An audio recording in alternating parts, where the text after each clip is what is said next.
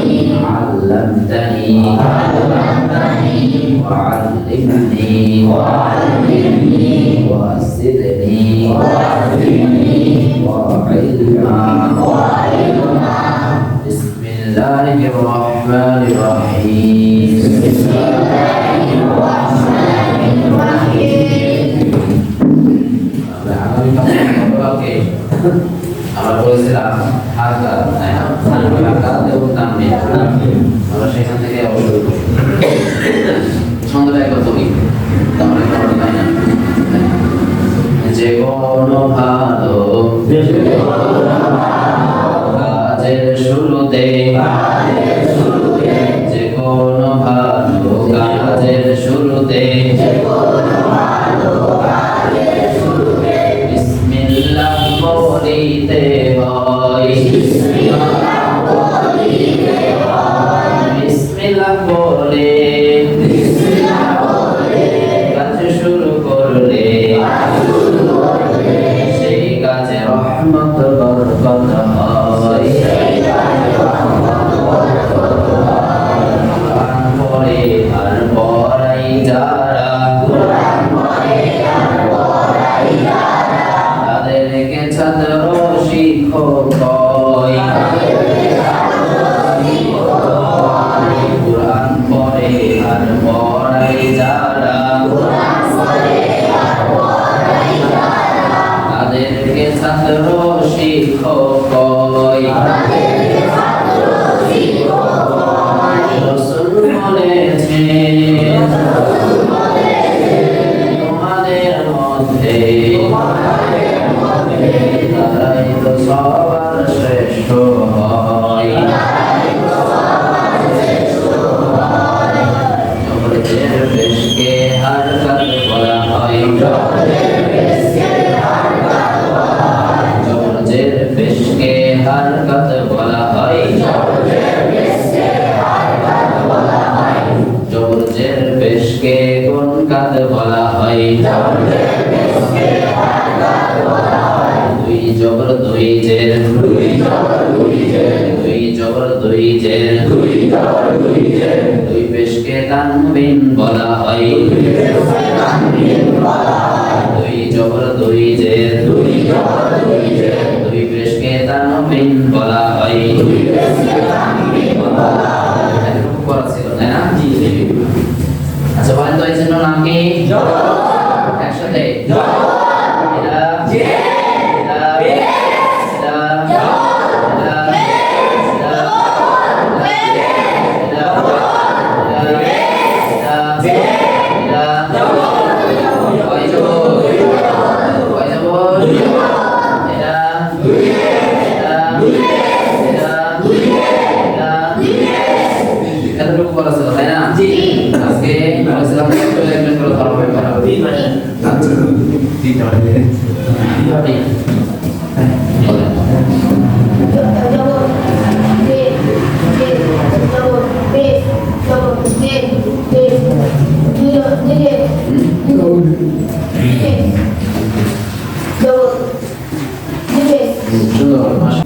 আচ্ছা তাহলে আমরা জবর জের পেশ দুই জবর দুই জের দুই পেশ এগুলো আমরা চিনতে পারছি আলহামদুলিল্লাহ তাই না আচ্ছা তাহলে এখানে আমরা বলেছিলাম যে জবর জের পেশকে হারকাত বলা হয় হারকাতের উচ্চারণ তাড়াতাড়ি করতে হয় দুই জবর দুই জের দুই পেশকে তানবিন বলা হয় তানবিনের উচ্চারণ তাড়াতাড়ি করতে হয় এখানে আরেকটা ভাগ আছে সেটা হচ্ছে তানবিনের ভিতরে নুন সাকিন লুকিয়ে রয়েছে তানবিনের ভিতরে নুন সাকিন লুকিয়ে হয়। কিভাবে নুন সাকিন লুকিয়ে হয় এটা নিচে ভেঙে দেওয়া আছে। এখানে আমরা দেখতে পাচ্ছি হামজা নুন জাবার আ, হামজা নুন জাবার আ, আবার হামজা দুই জাবার আ। উচ্চারণ এক হচ্ছে না ভিন্ন হচ্ছে? একই হচ্ছে না?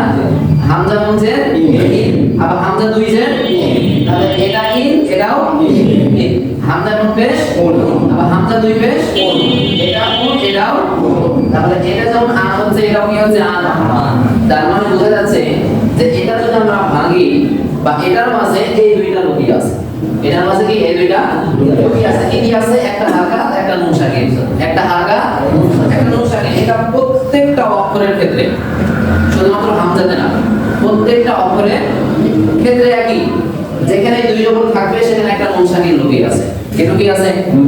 যেমন বা নুন জাবার বান, আবার বা দুই জাবার ইয়া দুই জাবার ইয়ান, ইয়া নুন জাবার উচ্চারণ একই না? তার মানে যেখানে দুই জবর সেখানে একটা নুন সাকিন, সেখানে একটা কি নুন সাকিন। যেখানে দুই জের সেখানে একটা নুন সাকিন, যেখানে দুই পেশ সেখানে একটা নুন সাকিন। এটা বুঝতে পেরেছেন সবাই? তারপরে আমরা দেখি একটা চিহ্ন দেখতে পাচ্ছি, এটার নাম হচ্ছে সাকিন। এটার নাম কি? সাকিন। আরেকটা চিহ্ন আমরা দেখতে পাচ্ছি, তিনটা দাঁত আছে, এটার নাম হচ্ছে তাসদীদ। এটার নাম কি? তাসদীদ। এখানে আমাদেরকে একটা বিষয় মনে রাখতে হবে যে হারকাতের বাম পাশে, হারকাতের বাম পাশে সাকিন অথবা তাসদীদ চিহ্ন যদি হয়, হারকাতের বাম পাশে সাকিন অথবা তাসদীদ চিহ্ন যদি হয়, তাহলে হারকাতের সাথে সাকিন তাসদীদ যুক্ত করে পড়তে হয়। কি করে পড়তে হয়? তাহলে যেখানে হারকাতের পরে সাকিন থাকবে সেখানে সাকিন ওয়ালা অক্ষরের সাথে হারকাতটা যুক্ত হবে। যেমন হামজা বা জাবার আ, হামজা বা জাবার এখানে যুক্ত কেন হচ্ছে? কারণটাকে, মাধ্যমটাকে সাকিন থাকার কারণে যুক্ত হচ্ছে। সাকিন না থাকলে যুক্ত হতো না। এখানে হামজা বা জাবার আ, হামজাটা মিলছে কার সাথে? এর সাথে। কেন মিলছে? এই যে তাসদীদ চিহ্ন আছে এজন্য।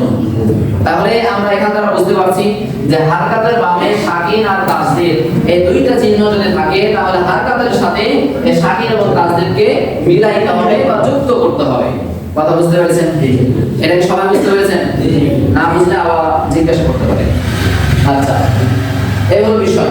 দ্বিতীয় বিষয়, যেখানে তাসদীদ থাকবে, কি থাকবে? তাসদীদ। সাকিন থাকলে অক্ষরটা উচ্চারণ হবে একবার। কয়বার? হামজা বা জাবার আ। দ্বিতীয় এখানে উচ্চারণ করার কোনো কিছুই নাই। কিন্তু যদি থাকে তাসদীদ তাহলে হামজা বা জাবার আ, তাসদীদ শেষ, কিন্তু আরেকটা উপরে কি আছে? জবর আছে। তাহলে এই বা জবর বা উচ্চারণ হবে। তাহলে এখান থেকে আমরা বুঝতে পারছি সাকিন থাকলে উচ্চারণ একবার, তাসদীদ থাকলে তাসদীদ থাকলে কয়বার? যে কোনো জায়গায়, যে কোনো স্থানে, যে কোনো হরফের উপরে যদি তাসদীদ থাকে সেই হরফটা উচ্চারণ হবে কয়বার? বুঝতে পেরেছেন? দেখেন আজকে আমরা হরফের দিকে যাই। যেহেতু আমরা হারকাত, তানবিন এগুলো আমরা বুঝতে পেরেছি, সাকিন চিনতে পেরেছি, তাসদীদও কি চিনতে পেরেছি, আলহামদুলিল্লাহ। এখন আমরা হরফের দিকে আমরা যাব। প্রথম আরবি 29টি হরফ। কয়টি হরফ? 29টি হরফ। এই 29টি হরফের মধ্যে সর্বপ্রথম যে হরফ এটার নাম হচ্ছে আলিফ। এটার নাম কি? আলিফ। এই আলিফের রূপ হচ্ছে দুইটা। আলিফের রূপ কয়টা? দুইটা। ওকে, দুইটা আকৃতিতে আপনি দেখতে পাবেন। এক নাম্বার, সোজা একটা খাড়া টান থাকবে। সোজা কি থাকবে? একটা খাড়া টান। ওর সাথে আর কোনো ঝামেলা থাকবে না, শুধু সোজা খাড়া একটা টান থাকবে। তার নাম হবে আলিফ। তার নাম কি হবে? আলিফ। দ্বিতীয় আরেকটা দেখতে পাবেন বা পাওয়া যাবে কোরআনের মধ্যে, সেটা হচ্ছে সোজা দাগের নিচের দিকে। সোজা দাগের নিচের দিকে ডানে টান। কোন দিকে? সোজা দাগের নিচের দিকে ডানে টান। আলিফ তার নাম। তাহলে আলিফ কয় রকম? আলিফ কয় রকম? এক নাম্বার সোজা খাড়া টান, সোজা খাড়া টান। দ্বিতীয় সোজা দাগের নিচের দিকে, সোজা দাগের নিচের দিকে ডানে টান, আলিফ তার নাম। এই আলিফটা আমরা পাবো যুক্ত অক্ষরে। কি অক্ষরে? যখন কোনো অক্ষরের সাথে আলিফটা মিলিত হবে তখন আমরা দেখতে পাবো যে আলিফের নিচের দিকটা লেগে থাকবে ডান দিকে। কোন দিকে? এখানে আমরা অনেকেই ভুল করি, আলিফ এবং লাম গুলিয়ে ফেলি, চিনতে পারি না। আমরা অনেকেই উপর দিক দেখি, এই যে উপরে যে একটা অঙ্কের মতো আছে, অনেকে আমরা উপর দিকটা লক্ষ্য করি যে এটা ডানে থাকলে আলিফ বা বামে থাকলে আলিফ, ডানে থাকলে লাম, এটা আমরা খেয়াল করি। কিন্তু উপর দিকে আপনি চিনতে পারবেন না, আপনাকে চিনতে হবে নিচের দিক থেকে। কোন দিক? নিচের দিক। যেটা আলিফ সেটা সব সময় শুধু ডান দিকে লেগে থাকবে। শুধু কোন দিকে? যেমন আমরা বা হরফে আমরা দেখতে পাচ্ছি এই যে মায়ের পরে একটা খাড়া হয়ে আছে, এটা নিচের দিক কোন দিকে লেগে আছে? ডান দিকে, এটা হচ্ছে আলিফ। তারপর আমরা দেখতে পাচ্ছি সোজা দাগে নিচের দিক কোন দিকে লেগে আছে? এটা হচ্ছে আলিফ। এটা কি? হা হরফে দেখতে পাচ্ছি সোজা দাগে নিচের দিক কোন দিকে লেগে আছে? এটা হচ্ছে আলিফ। কিন্তু আমরা লামের ক্ষেত্রে যদি দেখি, লাম আছে সোজা দাগে নিচের দিকে, বাম দিকে। কোন দিকে? তাহলে ডানে থাকলে কি হবে? বামে থাকলে? আচ্ছা দুই দিক ভাই, দুই দিকে হলে তাওবা, দুই দিকে হলে কি? শুধুমাত্র যদি ডান দিকে লেগে থাকে তাহলে সেটা আলিফ, বামে থাকলে না, দুই দিকে লেগে থাকলেও না। বোর্ড থাকলে হয়তো আপনাদেরকে দেখাতে পারতাম। বোর্ড কি আছে? আচ্ছা যাই হোক, আমরা সামনে আগামীতে দেখতে পারবো, সামনে ইনশাআল্লাহ। তো যেটা লাম হবে সেটা বাম দিকে লেগে থাকবে, অথবা যদি লাম হরফটা যুক্ত অক্ষরের যদি মাঝে আসে তাহলে সেটা দুই দিকেই লেগে থাকবে, দুই দিকেই লেগে থাকবে। সেটাকে কোনোভাবেই আলিফ বলা যাবে না। আলিফ আমরা দেখবো সেটা শুধুমাত্র ডানে লেগে থাকবে। কোন দিকে? বুঝা গেছে? আমরা আলিফ অক্ষর দেখলে চিনতে পারবো ইনশাআল্লাহ। আচ্ছা বলেন তো এই হরফের নাম কি? এটা এটা এটা এটা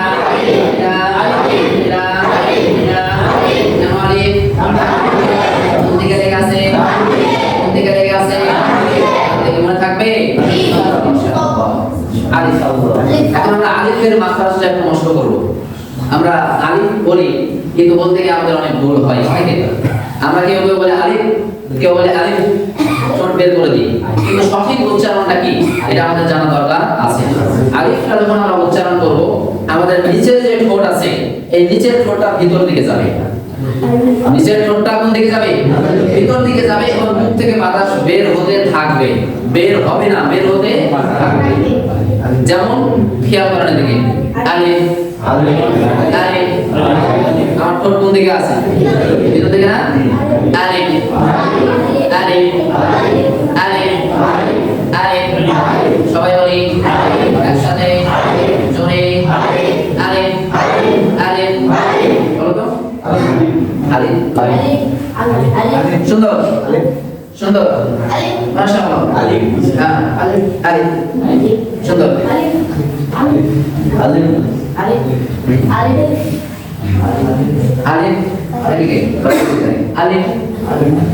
আচ্ছা একটা বিষয় মনে নিচ্ছে, আমার খারাপ লাগছে, হয়তো কোনো ধরনের ক্ষেত্রে আমি লাঠি ব্যবহার করছি, অনেক মানে মানুষ আছেন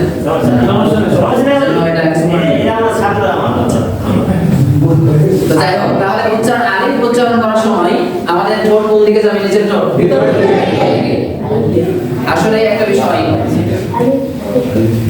এই আরবি বা কোরআন শিক্ষা করার ক্ষেত্রে একজন মানুষের ভীষণ চাহিদা থাকা লাগে। কি থাকা লাগে? যদি মনে করে যে আমি সহি শুদ্ধ মতো অক্ষরগুলো শিক্ষা করব, চেষ্টা করব, তাহলে এটা নিজের ভিতর থেকে চাহিদা আসা লাগবে। শুধুমাত্র যদি ক্লাসের উপর নির্ভরশীল হন তাহলে হবে না। কেমন? আমি আপনাকে যেমন এখানে অক্ষরটার উচ্চারণটা আমি আপনাকে দেখিয়ে দিচ্ছি যে ঠোঁটটা কিভাবে থাকবে, জিহ্বাটা কেমন ভাবে থাকবে, ঠিক একই ভাবে বাড়িটা আপনাকে একবার দুইবার বসতে হবে।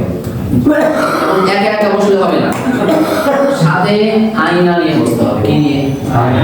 কি নিয়ে? আয়না নিয়ে বসতে হবে। আয়না নিয়ে বসলে কি হবে? আপনি হয়তো মনে করছেন যে আপনার ঠোঁট ভিতর দিকে যাচ্ছে, কিন্তু এটা আপনি আয়নাতে না দেখলে ঠিক মতো বুঝতে পারবেন না। আমরা যখন ট্রেনিংয়ে যাই ঢাকাতে, আমাদের আয়না কিনা বাধ্যতামূলক করছে, এটা দরকার, প্রয়োজন। কারণ নিজে যখন না দেখবেন তখন নিজের মুখটাকে আপনি বুঝতে পারবেন না। তাই জন্য বাড়িতে একটু চেষ্টা করবেন ইনশাআল্লাহ, ঠিক আছে? আচ্ছা তাহলে আলিফটা আমরা আবার চেষ্টা করি। দেখেন নিচের ঠোঁট ভিতর দিকে যাবে, বাতাস বের হতে থাকবে। আলিফ আলিফ আলিফ আলিফ আলিফ আলিফ আলিফ, এই যে শুধু দাঁত দেখা যাবে, এই ঠোঁট এই ঠোঁটের সাথে মিলবে না। আলিফ আলিফ, আচ্ছা আমরা চেষ্টা করব, ঠিক আছে? এবার দেখি তাহলে এই হরফের নাম হচ্ছে কি আলিফ। কিন্তু এই হরফের নামটা পরিবর্তনশীল। হরফের নামটা কি পরিবর্তনশীল। যখন এটা খালি অবস্থায় থাকে তখন এটাকে আলিফ নামে ডাকা হয়। যখন সেটা খালি থাকে তখন এটাকে কি আলিফ নামে ডাকা হয়। যখন এর উপর কোনো কিছু আসে, হারকা, তানবিন, সাকিন, তাসদীদ যদি আসে তখন সেটাকে হামজা বলা হয়। কি বলা হয়? কি বলা হয়? মনে থাকবে। তাহলে খালি থাকলে আলিফ, আর যখন তার উপর কোনো কিছু আসবে তখন সেটা আমরা কি বলবো? হামজা। তাহলে এখন এখানে কি হয়ে গেছে? এটা এর নাম কি হামজা। হামজা অকারণ আছে। হামজা কি আছে? হলকের প্রথম হতে শক্ত করে পড়তে হয়। হলকের প্রথম হতে শক্ত করে পড়তে হয়। দেখেন হামজা হামজা হামজা হামজা হামজা হামজা জবর আ হামজা জবর আ হামজা জবর আ হামজা জবর আ হামজা জবর আ। মুখের দিকে খেয়াল করবে। আমি বললাম আ বলছি না, মুখটা একেবারে ফাঁকা করছি না। এটার নিয়ম হচ্ছে উচ্চারণ করার সময় মুখের মাঝে ফাঁকা থাকবে এক আঙ্গুল পরিমাণ। আ আ আ আ না, বুঝা গেছে? দেখেন হামজা জবর আ হামজা জবর আ হামজা জবর আ। আবার বলেন হামজা জের ই হামজা জের ই। এটার নাম কি? এটার নাম কি? কেন যে নিচে আছে? কিসে আছে? নিচে। হামজা জের ই হামজা জের ই হামজা পেশ উ হামজা পেশ উ হামজা জবর আ হামজা জের ই হামজা পেশ উ হামজা জবর আ হামজা জবর আ হামজা জের ই হামজা জের ই হামজা পেশ উ হামজা পেশ উ। এগুলো তো আমরা পারবো ইনশাআল্লাহ। আমি প্রশ্ন করবো, এবার আপনারা উত্তর দেবেন। দেখেন হামজা জবর কি হামজা জের কি হামজা জের কি হামজা পেশ কি হামজা জবর কি হামজা জবর কি হামজা জের কি হামজা জের কি হামজা পেশ কি হামজা পেশ কি। তো পারছি ইনশাআল্লাহ। এখানে অনেকে মনে প্রশ্ন করছেন, হুজুর আছে দুই জবর, আছে দুই জের, আছে দুই পেশ, কিন্তু বলছেন একটা করে, তাই না? এই যে প্রথমে আমি বলেছি যে তানবিনের মধ্যে দুইটা ভাগ, কয়টা? একটা হারকা, একটা নুন সাকিন। একটা হারকা, আমরা প্রথমত শুধু হারকাটা বললাম, এখন আমরা নুন সাকিনটা ধরব। বুঝা গেছে? এখন আমরা এখানে বিভিন্ন বয়সের মানুষ আমরা এখানে আছি। আমাদেরকে সেই কৌশলে পড়তে হবে যে কৌশলে সবার জন্য সহজ হয়। সবার জন্য কি হয়? এজন্য আমরা এই প্রাথমিকভাবে পড়ার ক্ষেত্রে আমরা একটা শব্দ ব্যবহার করব, সেটা হচ্ছে মিলা। মিলবে, মিলবে এই শব্দটা আমরা কি করব? ব্যবহার করব। যেমন হামজা জবর আ, আ মিলবে নুনের সাথে আ, আ মিলবে নুনের সাথে আ। আগে আমরা বলেছি হামজা দুই জবর আ, কিন্তু এখন আমি আগেই নুনটাকে বের করে নিচ্ছি। নুনটাকে কি করছি? কারণ আমরা শুধুমাত্র তানবিন শিখবো না, আমরা গুণাগুলো কি আমাদেরকে শিখতে হবে। তো তাসবিদের মধ্যে একটা পড়া আছে নুন সাকিনের পড়া। এখন যদি আপনি নুনটা যদি ভালোমতো বুঝতে না পারেন তখন আপনার জন্য অসুবিধা হবে। এইজন্য আমরা কি আগে ভেঙে নিচ্ছি বিষয়টা। ঠিক আছে? তাহলে দেখেন হামজা জবর আ হামজা জবর আ, আ মিলবে নুনের সাথে আন, আ মিলবে নুনের সাথে আন, আ মিলবে নুনের সাথে আন, আ মিলবে নুনের সাথে আন, আন। আর তানবিনের উচ্চারণ কি? তাড়াতাড়ি আন, টান যেন না হয়। আ মিলবে নুনের সাথে আন, আ মিলবে নুনের সাথে আন, হামজা জের ই ই মিলবে নুনের সাথে ইন হামজা পেশ উ উ মিলবে নুনের সাথে উন হামজা জবর কি আ মিলবে কার সাথে পুরোটাই বলবেন না মিলবে নুনের সাথে আম আ মিলবে কার সাথে হামজা জের কি ই মিলবে কার সাথে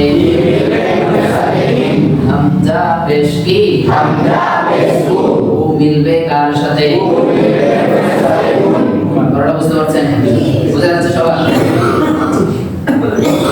তাহলে আজকে আমরা বললাম যে কি অক্ষর কি বললাম আলিফ এটা হচ্ছে আমাদের কাজ বাড়ির কাজ কিসের কাজ বাড়ির কাজ বাড়িতে হয়তো অবশ্যই আছেন বা কোনো কাজ করছেন তখন আপনাকে চেষ্টা করা লাগবে আসলে আপনি যদি চেষ্টা না করেন তাও আপনি পড়ে যেতে পারবেন কিন্তু সঠিক উচ্চারণটা কি আসবে না এটা একদিনে আসে না এটা একদিনে আসে না এটার জন্য প্র্যাকটিস করা লাগে নিজের আগ্রহ থাকা লাগে চেষ্টা করা লাগে যে মাত্রা যেটা আছে সেখান থেকে আমার আসছে কিনা আমি উচ্চারণ হচ্ছে আলি আলি এটা কোথা থেকে উচ্চারণ হচ্ছে এই বিষয়গুলো যখন আমরা লক্ষ্য করে দেখব তখন আমাদের জন্য এটা সহজ হবে আলাদাভাবে মাত্রা মুখস্থ করার প্রয়োজন হবে না আমরা দেখতে পাই যে হেফজখানা যারা করে তাদেরকে মাত্রাগুলো মুখস্থ করে দেওয়া হয় পুরোটাই কিছুদিন পর দেখা যায় যে মাত্রাগুলো মনে থাকে না ভুলে যায় কি হয়ে যায় ভুলে যায় বিভিন্ন মাদ্রাসা আমরা দেখতে পাই যে মাত্রাগুলো ভুলে যায় কারণ কি তাদেরকে শুধুমাত্র মাত্রাটা ছড়ার মতো মুখস্থ করে দেওয়া হয়েছে ছড়ার মতো কি মুখস্থ করে দেওয়া হয়েছে বাংলাতে যেমন ছড়া মুখস্থ করতে হয় ওইভাবে কি শুধু মুখস্থ করিয়ে দিয়েছে কিন্তু মাত্রাটা যখন আপনাকে ধরিয়ে দেওয়া হবে যে আলিফটা এখান থেকে উচ্চারণ হবে বাটা এখান থেকে উচ্চারণ হবে তখন অটোমেটিক্যালি আপনার মাত্রাটা মুখস্থই থাকবে আমি বুঝতে পেরেছি এইজন্য আমাদেরকে চেষ্টা করতে হবে মাত্রা থেকে উচ্চারণ করা উচ্চারণ থেকে কি উচ্চারণ করার চেষ্টা আমাদেরকে করতে হবে কাজ কি করা হলো কি আলিফ কি করা হলো আলিফ আলিফ আর কি করা দেব বাটা দেবে একই থাকবে আচ্ছা যাই হোক আমরা এখানে অনেকে আসি বা যখন আমরা পড়তে জানি একটা হয়তো মনের মধ্যে সন্দেহ আছে এই জন্য সন্দেহটা দূর করতে আসছি এই জন্য আমাদের কাছে পড়াটা একেবারে কম মনে হচ্ছে যে এত কম করে নিতে হয় কিন্তু আমাদের মাঝে এমন মানুষ আছে তার জন্য কঠিন হয়ে যাবে এই জন্য আমরা প্রাথমিকভাবে একটু অল্প অল্প করে নিই যখন রানিং হবে তখন আমরা পড়াটা আগাবো ইনশাআল্লাহ বুঝা গেছে তাহলে আজকে আমাদের পড়া থাকলো আবার আমরা একটা চেষ্টা করে দেখি তো দেখেন খেয়াল করে মুখের দিকে দেখেন আলিফ আলিফ আলিফ আলিফ আলিফ আলিফ আলিফ আলিফ আলিফ আলিফ লয় আলিফ আলিফ দেখেন আলিফ আলিফ হবে না এই যে আমার দিকে দেখেন দেখেন দেখেন দাঁত দেখা যাচ্ছে না দাঁত দিয়ে কিন্তু আমি ঠোঁটটাকে ধরে থাকছি দাঁত দিয়ে কি ঠোঁটটাকে কারণ একটা ছাপ দিলে কি উপরের সাথে লাগবে না ধরলে কি উপরের সাথে লাগবে এই জন্য কিন্তু দাঁত দিয়ে ধরে থাকতে হবে আলিফ আলিফ আলিফ প্রথমে সাধারণ থাকবে আর শেষের সময় ঠোঁট ধরতে হবে আলিফ মাশাআল্লাহ সুন্দর চেষ্টা করলে আপনার হবে ইনশাআল্লাহ আচ্ছা চেষ্টা করবেন ইনশাআল্লাহ হবে ঠিক আছে ইনশাআল্লাহ আমাদেরকে সাহায্য করে কে আল্লাহ সাহায্য করে আমরা তারই কাজ করছি তাই না তারই কাজ করছি কেন আমরা সাহায্য করবে না অবশ্যই হবে ইনশাআল্লাহ আচ্ছা আপনি ভালো থাকবেন সুন্দর হয়েছে মাশাআল্লাহ আচ্ছা তাহলে এটা আমরা একটু বাড়িতে প্র্যাকটিস করব ঠিক আছে এই যে ফজরের নামাজ পড়ি ফজরের নামাজ পড়ার পর তার কাজ থাকে না তাই না তখন একটু 10 মিনিট একটু সময় নিলাম তাই না তারপরে এশার নামাজ পড়ে যখন খাওয়া দাওয়া করে শুইতে যাব তখন একটু বসে বসে একটু চেষ্টা করলাম বাড়ির যে মানুষগুলো আছে তাদের সামনে একটু তাদের সামনে শেয়ার করলাম, তাদের সাথে কি হয়? শুদ্ধ হয়। আপনি যখন এটা যখন বাড়িতে করবেন, দেখবেন যে আপনার বাড়ির মানুষের কি আগ্রহ হবে, হবে না? হবে। সেও আপনার কাছে জানতে চাইবে যে কি হবে জি, আরেকবার বলো, আরেকবার বলেন, তখন দেখবেন কি তারও শিক্ষাটা হয়ে যাবে, তার মনটা কি হবে? সংশোধন হবে। এই জন্য আমরা নিজে শিখবো, পরিবারদেরকেও কি আমরা শিক্ষা করবো। এই জন্য আমরা বাড়িতেও কি প্র্যাকটিস করবো ইনশাআল্লাহ। আজকে আমাদের পড়া থাকলো আর এগুলো তো আছেই, এগুলো আমি মাঝে মাঝে ধরবো, হালকা টানবিন এগুলো কি মাঝে মাঝে আমি ধরবো, যাকে ইচ্ছা হয় আমি ধরবো। তো আজকে এখান থেকে শেষ করি।